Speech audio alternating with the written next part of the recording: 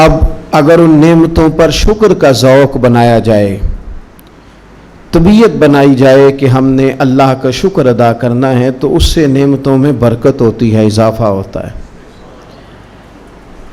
ہمارے ہاں جو نعمت نہیں ہوتی اس کے لیے تجسس تو ہوتا ہے، پر جو نعمت موجود ہوتی ہے اس کا شکر ادا نہیں ہوتا۔ حصول کے لیے تو تڑپ موجود ہوتی ہے کہ میرے پاس سارا کچھ ہے تو پیسے کیوں نہیں، ادھر تو دوڑ دھوپ ہو رہی ہوتی ہے، پر جو صحت ہے، اولاد ہے، تندرستی ہے، نماز کی توفیق ہے، ان نعمتوں پر ہم شکر نہیں ادا کر پا رہے ہوتے۔ تو مقام تشکر پہ جب آپ کھڑے ہو جاتے ہیں تو پھر آپ کا اللہ کے ساتھ قرب بڑھتا ہے۔ ہمیں رب کریم نے جتنی نعمتیں عطا فرمائی ہیں نا، ان میں سب سے بڑی نعمت دولت ایمان کی نعمت ہے، کہ اللہ تعالیٰ نے ہمیں اپنے پیارے حبیب لبیب صلی اللہ تعالیٰ علیہ وسلم کا امتی اور غلام بنایا۔ آپ غور تو کریں اس شخص کی طرف جس نے اپنے ہاتھوں سے ایک بت بنایا ہے، اپنے ہاتھوں سے اس کے ناک کان بنائے ہیں، اور اگر اس کی کوئی چیز ٹوٹ جاتی ہے تو اپنے ہاتھوں سے وہ اس کو صحیح کر رہا ہے۔ آپ دیکھیں کہ اس کی عقل کتنی قید میں ہے کہ اپنے ہاتھوں سے بنا کے وہ اس کے سامنے عبادت کے لیے کھڑا ہے۔ اگر خدا کا فضل نہ ہو تو انسان ان گمراہیوں کی طرف چلا جاتا ہے، اپنا نقصان کر بیٹھتا ہے۔ آپ کو اس زمین پر بسنے والے وہ لوگ بھی نظر آتے ہیں کہ جو معاذ اللہ جانوروں کا پیشاب پی رہے ہیں۔ یہ خدا کا خاص فضل اور انعام ہے کہ اس نے ہمیں اپنے پیارے محبوب کی امت میں پیدا فرمایا، خاص انعام ہے، اور یہ سب سے بڑی نعمت ہے۔ اور حضور کی غلامی میں آتے ہی ہمیں شرف کیا ملا؟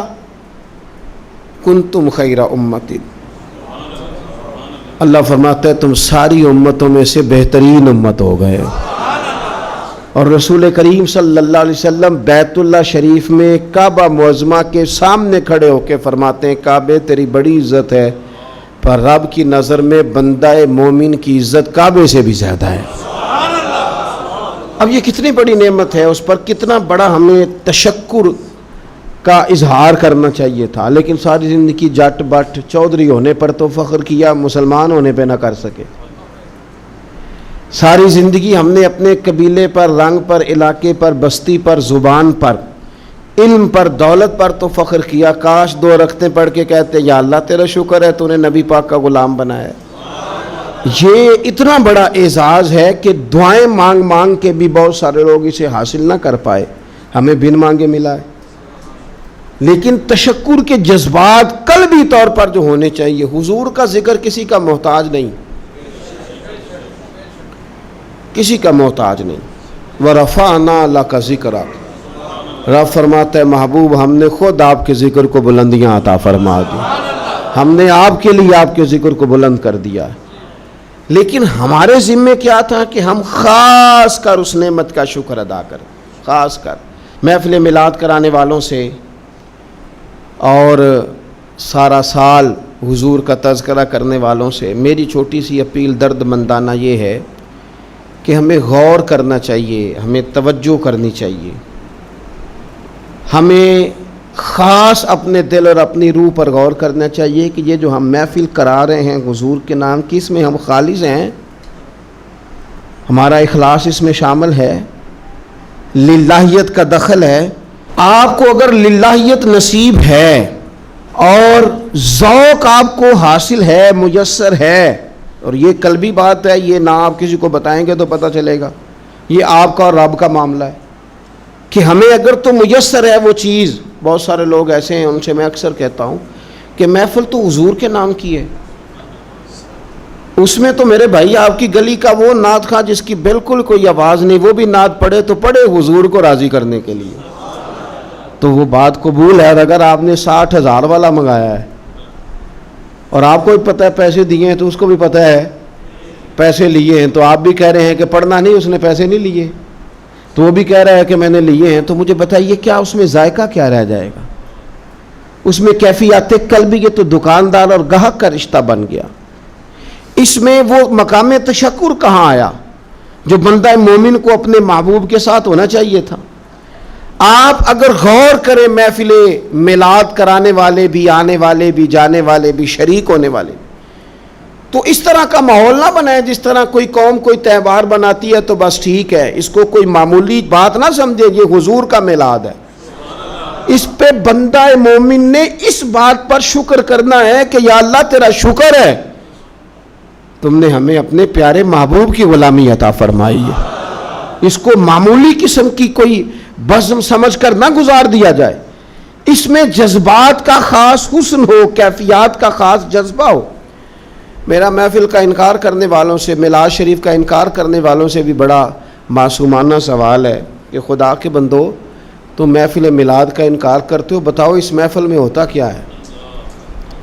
آپ میں سے بھی جو لوگ بہت زیادہ دلائل چاہتے ہیں ان سے بھی صرف سادی سی بات عرض کرتا ہوں، میلاد کے محفل میں کیا ہوتا ہے؟ سب سے پہلے تلاوت ہوتی ہے، سب سے پہلے کیا ہوتا ہے؟ پھر اس کے بعد تقریر، پھر جی سلام، پھر آخر میں لنگر۔ کون سی چیز ناجائز ہے اس میں؟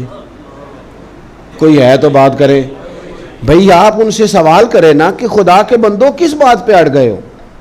یہی سارے کام تم سیرت کا ٹائٹل لگا کے کرو تو بالکل ٹھیک ہے، تلاوت ہے، نعت ہے، بیان ہے حضور کی سیرت کا، فضائل کا، خصائل کا، شمائل کا، اس میں ناجائز کیا ہے؟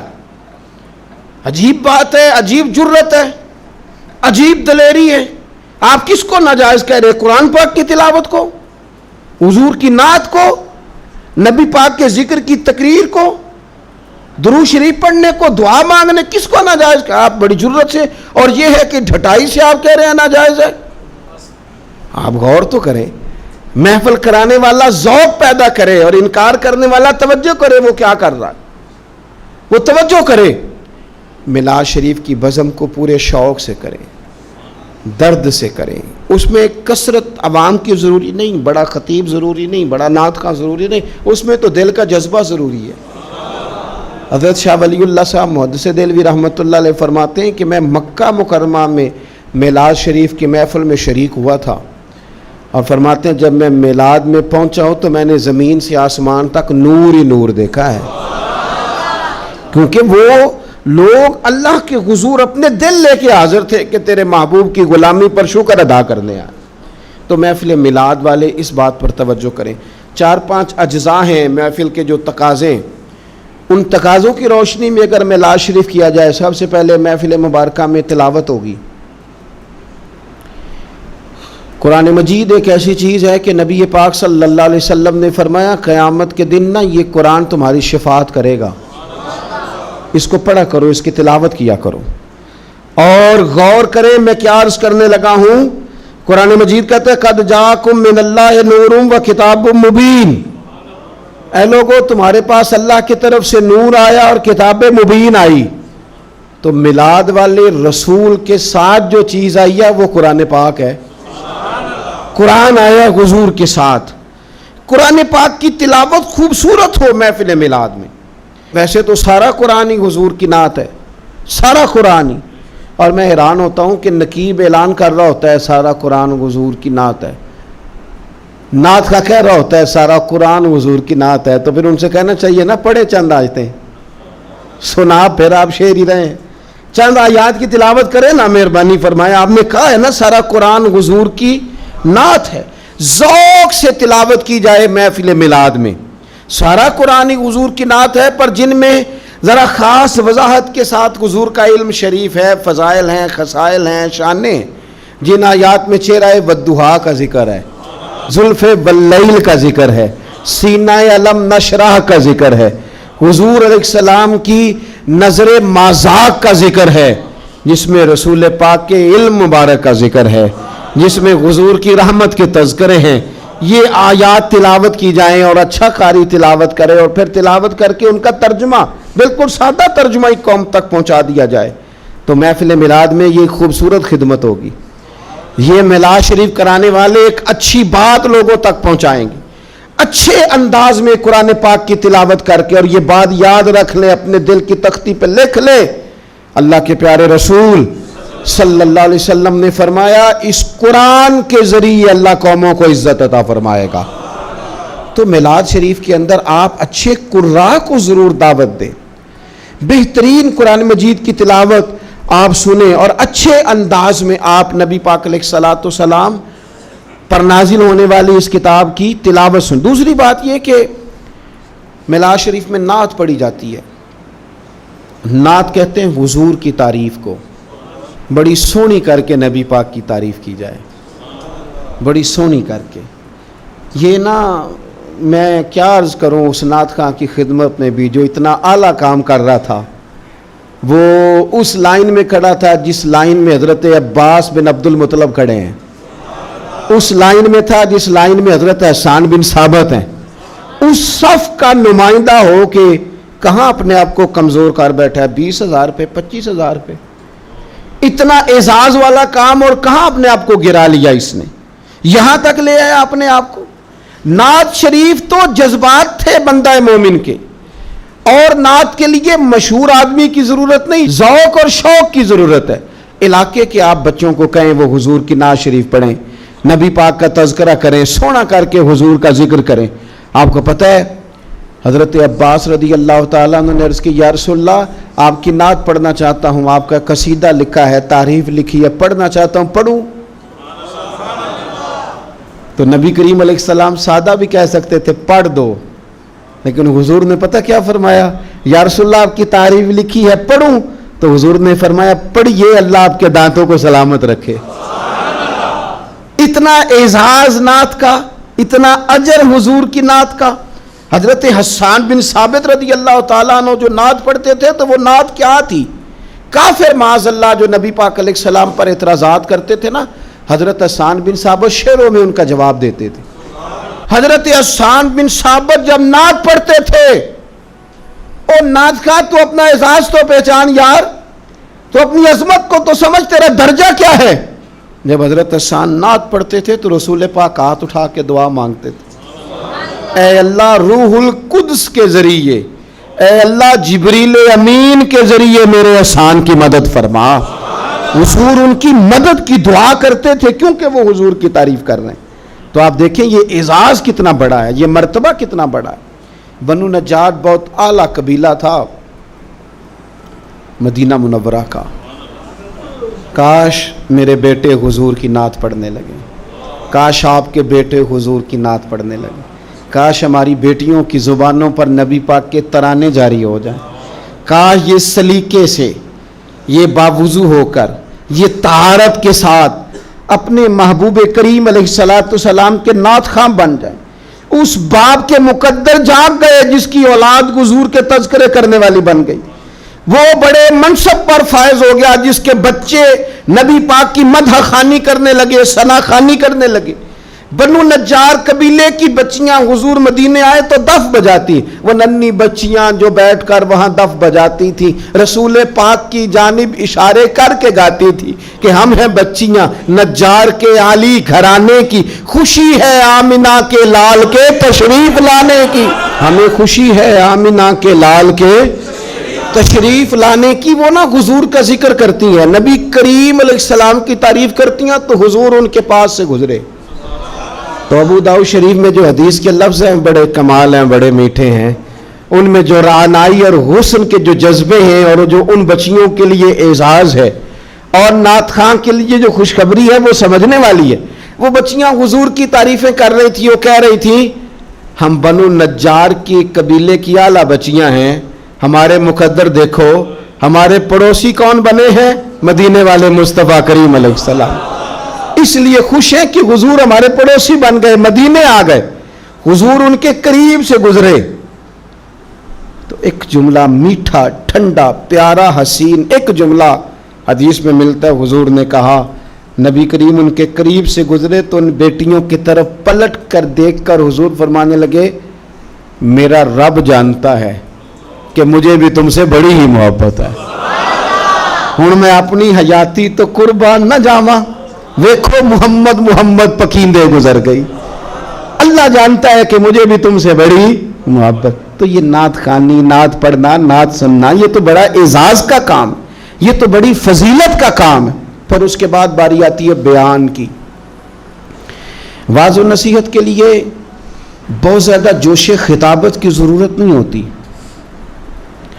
نبی پاک صلی اللہ تعالیٰ علیہ وسلم کے سیرت کے سوانے کے کچھ مطالعہ کی ضرورت ہوتی۔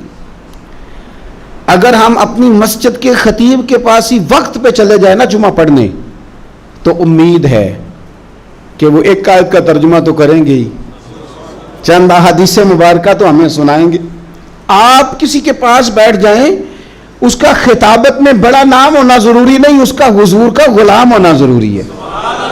ایسے خطباء کو دعوت دیں جو اہل سنت کے مسلمات کی روشنی میں کتاب و سنت کا نچوڑ لا کے آپ کو وہ بیان کریں اور آپ کو سنائیں۔ نبی پاک علیہ السلام کی سیرت اگر بیان کی جاتی، حضور کے فضائل، خصائل، شمائل، تعریفیں اگر کی جاتی، ہماری اولادوں کے دلوں میں حضور کی محبت پیدا ہوتی۔ اور میرا یقین ہے کہ جس دن ہم قوم کو حضور کی سیرت سنانے میں کامیاب ہو گئے نا، اس قوم کو جینے کا سلیقہ آ جائے گا، انہیں زندگی گزارنے کے ڈھب نصیب ہو جائیں گے، انہیں سمجھ آ جائے گی کہ معاشرے کے اور سوسائٹی کے اندر سکون سے، چین سے، وقار سے کس طرح رہا جا سکتا ہے اگر ہم کامیاب ہو جائیں۔ اس لیے حضور کی سیرت بیان کی جائے، اخلاق عالیہ کا تذکرہ کیا جائے، اوصاف جمیلہ بیان کیے جائے، فضائل، شمائل، سیرت کا ایک باب ایک تقریر میں بیان کیا جائے۔ اور حضور کے فضائل بیان کرنا کتنا اعزاز کا کام ہے۔ آپ قرآن پاک پڑھیں نا، رب نے اپنے نبی کے فضائل بیان فرمائے، لقد من اللہ علی المؤمنین اذ بعث فیہم رسولا لقد جاءکم رسول من انفسکم عزیز علیہ ما عنتم حریص علیکم بالمؤمنین رؤوف الرحیم یا ایھا النبی انا ارسلناک شاہدا ومبشرا ونذیرا وداعیا الی اللہ باذنہ وسراجا منیرا وما ارسلناک الا رحمتا للعالمین۔ کہاں کہاں رب کریم نے اپنے محبوب کے فضائل بیان کیے، ان کو کھولا جائے، ان کو بیان کیا جائے، ان کی تفسیریں پڑھی جائیں، قوم کے دلوں میں، لوگوں کے دلوں میں حضور کی محبت بٹھائی جائے۔ آپ دیکھیے سنن ترمذی کتاب المناقب میں حدیث ہے، حضرت عبداللہ ابن عباس فرماتے ہیں چند صحابہ بیٹھ کے حضور کا ذکر کر رہے تھے، مختلف انبیاء کا تذکرہ کر رہے تھے۔ کسی نے کہا حضرت ابراہیم خلیل اللہ ہیں، جناب اسماعیل ذبیح اللہ ہیں، حضرت موسیٰ کلیم اللہ ہیں، حضرت عیسیٰ کلیمت اللہ ہیں۔ باتیں ہو رہی تھی، حضور بھی آ گئے، فرمایا جو تم نے کہا میں نے سن لیا، سنو پھر اعلیٰ وانا حبیب اللہ۔ میں فخر سے نہیں کہتا مجھے رب نے اپنا محبوب بنایا ہے، میں فخر سے نہیں کہتا۔ حضور فرمانے لگے سنو، قیامت کے دن حمد کا جھنڈا میرے ہاتھ میں ہوگا، پر میں فخر سے نہیں کہتا۔ فرمایا قیامت کے دن سب سے پہلے میں شفاعت کروں گا اور میری شفاعت ہی قبول کی جائے گی، پر میں فخر کے ساتھ نہیں کہتا۔ فرمایا صبح قیامت سب سے پہلے جنت کا دروازہ میں کھٹکھٹاؤں گا اور میرے لیے ہی سب سے پہلے کھولا جائے گا، پر میں فخر کے ساتھ نہیں کہتا۔ رسول کریم صلی اللہ تعالی علیہ وسلم ارشاد فرمانے لگے فقیر، غریب، مومن قیامت کے دن میرے ساتھ جنت میں جائیں گے، پر میں فخر کے ساتھ نہیں کہتا۔ حضور فرمانے لگے پہلوں میں بھی اور پچھلوں میں بھی اللہ کی بارگاہ میں سب سے زیادہ اعزاز میرا ہوگا، پر میں فخر کے ساتھ نہیں کہتا۔ فاضل بریلوی کیا فرماتے ہیں؟ کہتے ہیں پیش حق مجدہ شفاعت کا سناتے جائیں گے، وہ آپ روتے جائیں گے، ہم کو ہنساتے جائیں گے، باغ جنت میں محمد مسکراتے جائیں گے صلی اللہ تعالی علیہ وسلم، باغ جنت میں محمد مسکراتے جائیں گے، پھول رحمت کے گریں گے، ہم اٹھاتے جائیں گے۔ اور کیا کسی نے خوب کہا خلد میں ہوگا ہمارا داخلہ اس شان سے، ہم یا رسول اللہ کا نعرہ لگاتے جائیں، یا رسول اللہ کا نعرہ لگاتے جائیں۔ تو حضور نے تو خود اپنے فضائل بیان کیے، لہذا بہترین گفتگو، پھر صلاۃ و سلام ہوگا محفل میں۔ یہ جو درود و سلام ہے نا، دیکھیں نا انداز کیا ہے، ان اللہ و ملائکتہ یصلون علی النبی، اللہ بھی، اللہ کے فرشتے بھی نبی کریم پر درود بھیجتے ہیں۔ یا ایھا الذین آمنو، اے ایمان والو، یعنی اپنے لفظوں میں ترجمہ کر لیں، اے میرے نبی کے ماننے والو، صلو علیہ وسلموا تسلیما، تم بھی محبوب پر درود بھیجو اور خوب سلام پڑھو، تم بھی درود بھیجو اور خوب سلام پڑھو۔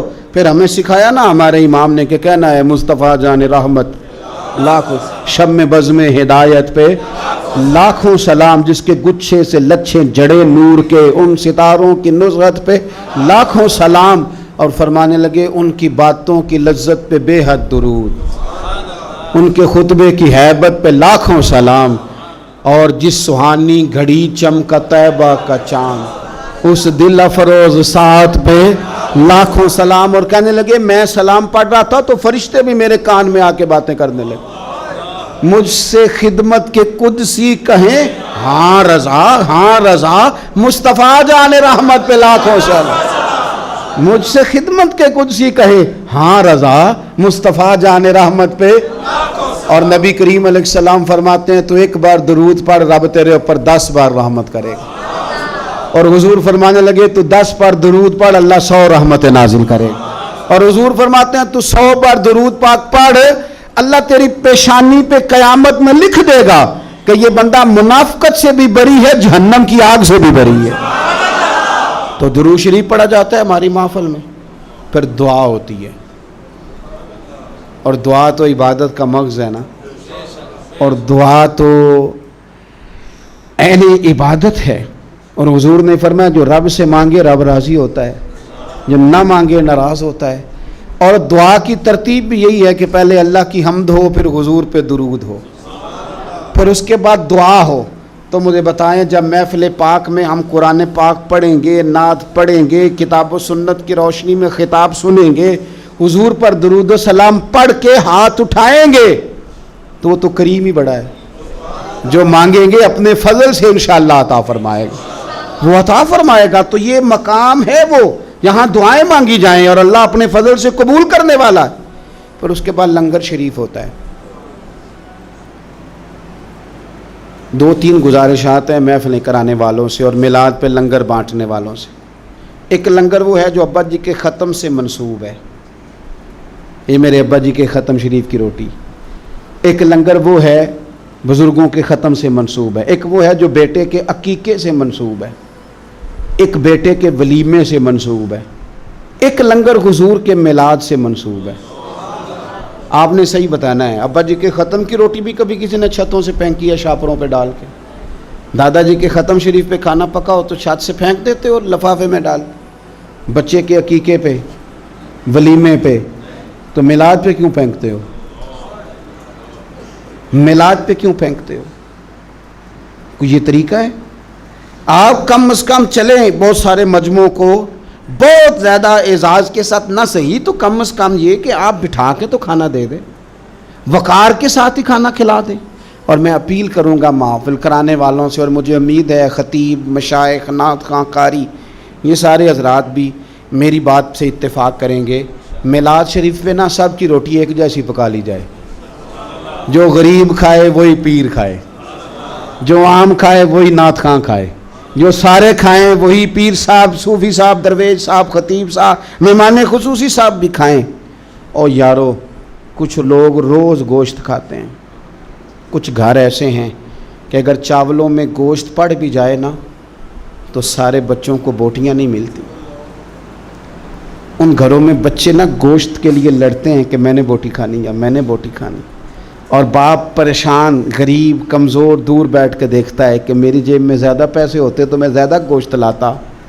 ایسا نہ ہو کہ ہم میلاد شریف پہ زیادہ گوشت ڈال کے چاول ہم نے پکائے ہوئے ہوں اور اسے پتہ ہو کہ آج بٹھا کے اعزاز کے ساتھ روٹی کھلائی جائے گی تو اپنے تینوں بچے غریب آدمی ساتھ لے آئے، اور اس کا 3-4 سال کا بچہ جب اسے 3-4 بوٹیاں اکٹھی ملیں تو اپنے ابا جی سے پوچھے ابا جی آج خیر ہے، آج بڑا گوشت مل رہا ہے، خیر ہے؟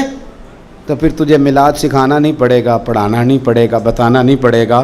اس کا باپ جب اس کے کان میں کہے گا نا پتر آج راج کے کھا، آج مدینے والے محبوب کا میلاد شریف، آج میلاد ہے، حضور رسول کریم علیہ السلام کی محفل نور میں تو آیا ہے۔ اور سنے نبی کریم نے کیا فرمایا، حضور فرمانے لگے جو بھوکے کو کھانا کھلائے گا نا اللہ قیامت کے دن اسے جنت کے پھل کھلائے گا۔ وہ بہت سارے لوگ کہتے ہیں میلاد کرتے ہیں غریبوں کو دے دو، تو میں کہتا ہوں ہمارے میلاد کی محفلوں میں پہلے ہی تو غریب آتے ہیں، ہم غریبوں کو تو کھلا رہے ہیں۔ امیر تو اللہ تعالیٰ انہیں توفیق دے، وہ تو سیاسی جلسوں میں جاتے ہیں، وہ تو جاتے ہیں جہاں MNA اور MPA کے جلوس نکلنے ہو تو وہاں جاتے ہیں. یہ غریب ہی تو ہیں جو آتے ہیں حضور کے نام پہ پیچھے بیٹھ کر روتے ہیں نبی کریم کی نعت پہ. تو لنگر شریف اگر اس تسلسل سے ہو، اس شوق سے ہو، اس ذوق سے ہو کہ بہت سارے غرباء کو میسر آئے اور ان کو کھانے کھلائے جائیں، پیٹ بھر کے کھانے کھلائے جائیں، ہو سکے تو کچھ غریبوں کو کپڑے بانٹے جائیں حضور کے میلاد کے نام پر، ہو سکے تو کچھ کی امداد کی جائے کہ یہ میلاد کا تحفہ ہے تیرے لیے. اگر یہ سارے ذوق میلاد النبی پہ لنگر شریف کے نام پر پیدا کر لیے جائیں تو آپ یقین کریں کہ میلاد نہ اس طرح کا بن جائے گا کہ وہ تقریروں سے، باتوں سے اتر کر دلوں میں اترنا شروع ہو جائے گا. اور بہت سارے لوگ ایسے ہوں گے جن کی روحیں وجد کریں گے میلاد آنے پر، طبیعتیں مائل ہوں گی. اور میلاد کا سبق بھی یہی ہے، درس بھی یہی ہے، شوق بھی یہی ہے. بہرحال یہ پورا مہینہ درود شریف پڑھ کے گزارنا ہے. یہ سارا مہینہ حضور کی نعت سویرے بھی ہمارے گھر چلے، شام بھی ہمارے گھر چلے. ہم سویرے گھر سے جائیں تو نعت سن کے جائیں، آتے ہی نعت چلائیں.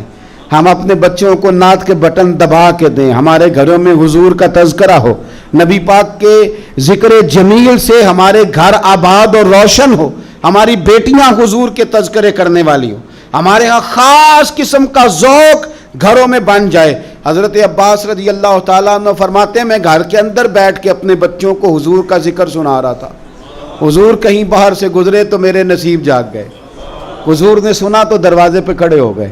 بات ختم ہوئی، دروازے پہ دستک ہوئی، دروازہ جو کھولا تو حیران رہ گیا، اللہ کی ساری رحمتیں تو میرے دروازے پر موجود ہیں. تو قریب محبوب فرمانے لگے چچا میرے تذکرے کر رہے تھے؟ یا رسول اللہ آپ کا ذکر بتا رہا